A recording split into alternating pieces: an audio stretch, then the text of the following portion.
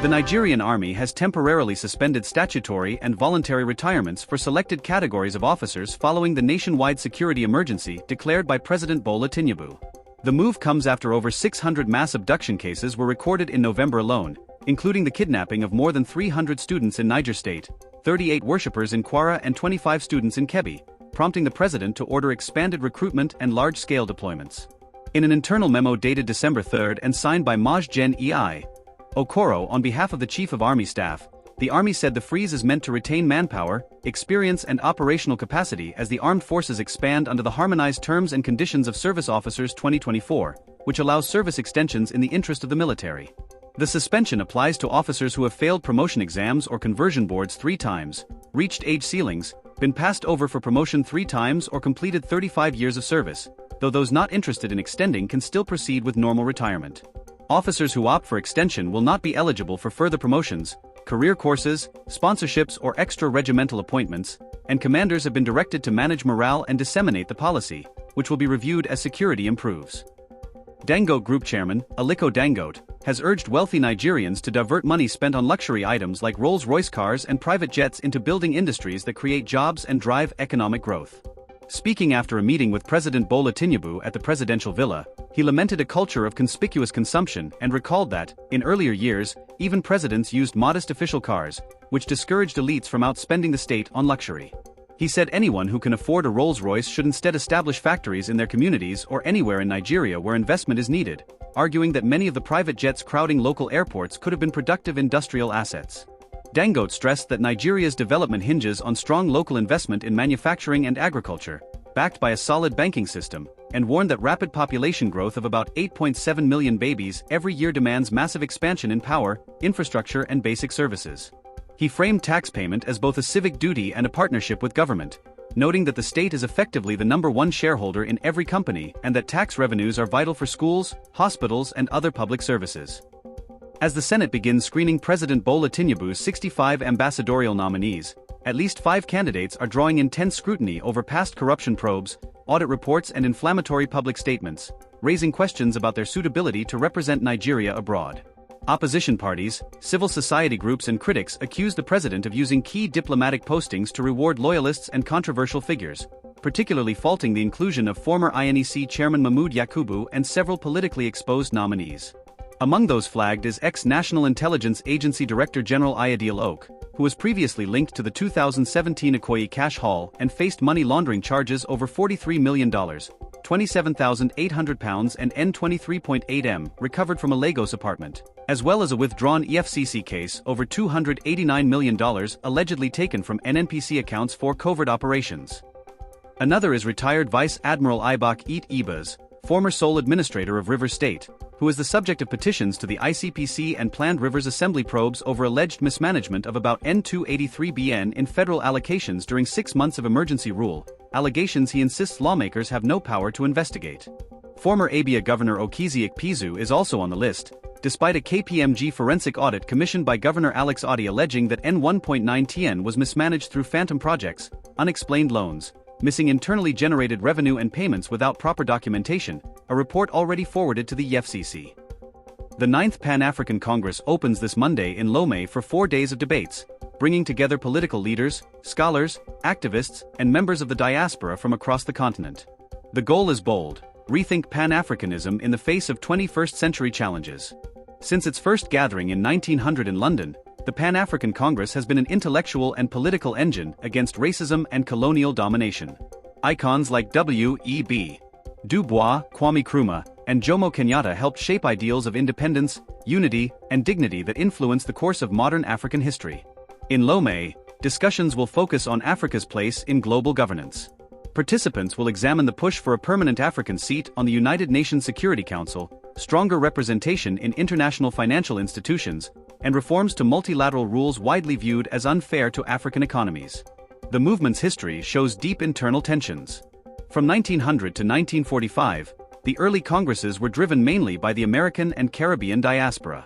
Starting with the 1945 Manchester Congress, African leaders took the lead, revealing a divide between universalist Pan-Africanism and more revolutionary currents. In the 1960s, 2 visions collided: the Casablanca Group calling for rapid political union, and the Monrovia Group favoring looser cooperation between sovereign states. The creation of the Organization of African Unity marked the victory of the more moderate line. The draw for the 2026 World Cup, held on Friday, December 5 at the John F. Kennedy Center in Washington, D.C., revealed the groups for the first expanded 48-team tournament, co-hosted by the United States, Canada, and Mexico. The 9 African teams already qualified: Morocco, Tunisia, Egypt, Algeria, Ghana, Cape Verde, South Africa, Senegal, and Côte d'Ivoire now know their opponents. The DRC could join them if it succeeds in the intercontinental playoffs. Morocco, the continent's only team placed in Pot 2, confirms its current stature after its historic 2022 run. The other African sides were placed in Pot 3, a sign of the broader rise of African football on the global stage. Promising groups and major clashes. Group I: Senegal. Senegal will face France in a highly anticipated match. The group also includes Norway and a playoff team. Group C: Morocco. The Atlas Lions will take on Brazil in a marquee clash, along with Haiti and Scotland. Group J: Algeria. Algeria will meet defending champions Argentina, as well as Austria and Jordan. Varied draws for the other African teams. Group G: Egypt. Egypt will face Belgium, Iran, and New Zealand in a group seen as fairly open. Groupe E: Côte d'Ivoire. The Elephants meet Germany, along with Curaçao and Ecuador. Group A: South Africa. South Africa's group includes Mexico, South Korea, and a playoff entrant. Group L: Ghana. Ghana will go up against England, Croatia, and Panama. Group F: Tunisia. Tunisia will face the Netherlands, Japan, and a playoff team in a balanced but demanding group. Group H: Cape Verde. Cape Verde will take on Spain, Saudi Arabia, and Uruguay in a tough draw. FIFA ensured that African teams would not be placed in the same group. The 3 host nations were assigned the top seeds of Groups A, B, and D. The tournament will run from June 11 to July 19, 2026 and will be played with Trionda, the official Adidas match ball, whose name symbolizes the 3 host nations. A fatal crash on the Adaklu Road has taken the life of Nicholas Eklerbortu, a well-known South Tonga figure and former communications officer of the NDC in the area. Reports say the accident involved 3 people: Mr. Eklerbortu, a motor rider, and his pillion rider, identified only as Moyali. Initial information suggests the motor rider and Moyali were transporting fuel in a container when the collision happened. The impact caused the fuel to spill and ignite, burning both motorbikes. Mr. Eklerbortu's bike suffered the worst of the flames. He was rushed to a nearby hospital but did not survive his injuries. The motor rider sustained injuries to his face, arm, and leg and is said to be in stable condition. Moyali was tragically burnt to death at the scene. Police in the Western North region have arrested 5 suspected armed robbers believed to be behind a series of attacks in Sefwi Bekwe and surrounding communities. The suspects, Idrisu Abdallah, 20, Abdul Rahman Abubakar, 21, Okasha Muhammad, 19, Tawfik Bawa, 24, and Richard Jayapong, 35, were picked up during an intelligence-led operation aimed at curbing rising robbery cases in the area. According to the Regional Police Command, 3 of the suspects were first intercepted while riding an unregistered motorbike. They reportedly failed to stop at the Mpezium police snap checkpoint, triggering a pursuit that led to their arrest. Further operations at their residences resulted in the arrest of 2 additional accomplices. A search of their rooms uncovered a backpack filled with talismans, a face mask, and several finger rings, items police suspect the group used to bolster their criminal activities. Preliminary investigations have already linked the 5 men to multiple robbery incidents around Sefwi Bekwe. Police say the suspects are cooperating with investigators as efforts continue to unravel the full extent of their operations. All 5 remain in custody as the inquiry continues. Russia has praised Donald Trump's new U.S. national security strategy, describing it as largely in line with Moscow's worldview. The 33-page document, released last week, argues that Europe faces what it calls civilizational erasure and notably avoids framing Russia as a threat to the United States. The strategy highlights priorities such as countering foreign influence, restricting mass migration, and rejecting what it describes as the EU's approach to censorship. Several EU officials and analysts have criticized the document, comparing its tone to Kremlin narratives and questioning the emphasis on freedom of expression.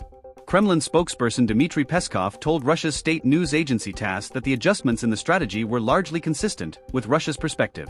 He called it a positive sign while noting that Moscow would continue analyzing the strategy before issuing definitive conclusions. EU officials worry that the softened language toward Russia could undermine Western unity in addressing the ongoing war. The document accuses the EU of blocking US attempts to end the conflict and argues that the US must restore strategic stability with Russia to help stabilize European economies. It also appears to endorse efforts to influence policy within Europe, stating that US priorities should include resisting Europe's current political trajectory from within European nations. Soldiers in Benin appeared on state television on Sunday announcing that they had removed President Patrice Talon from office and dissolved state institutions in what authorities have described as an attempted coup.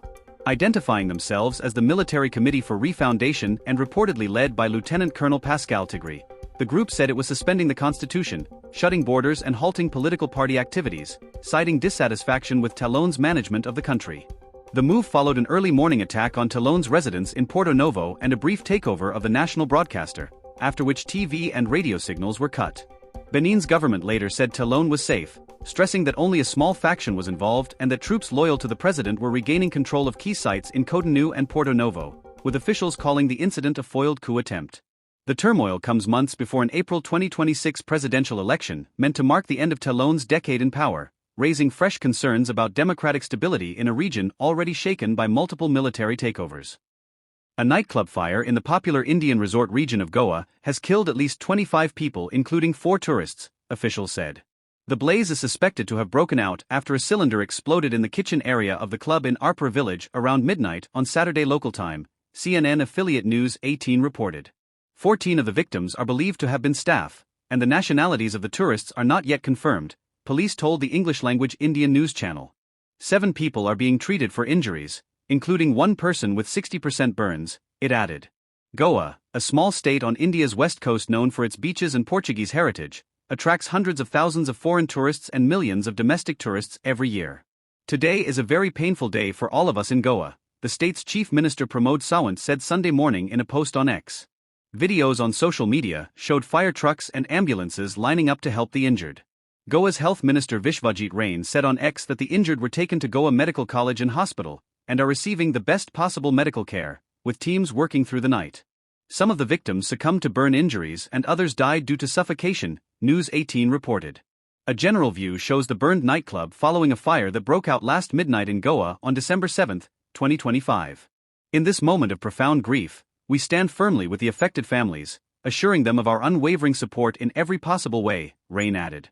India's Prime Minister Narendra Modi said the fire was deeply saddening, and pledged that his office would offer compensation of up to 200,000 rupees, $2,200, to each family of those killed and 50,000 rupees, $556, to the injured.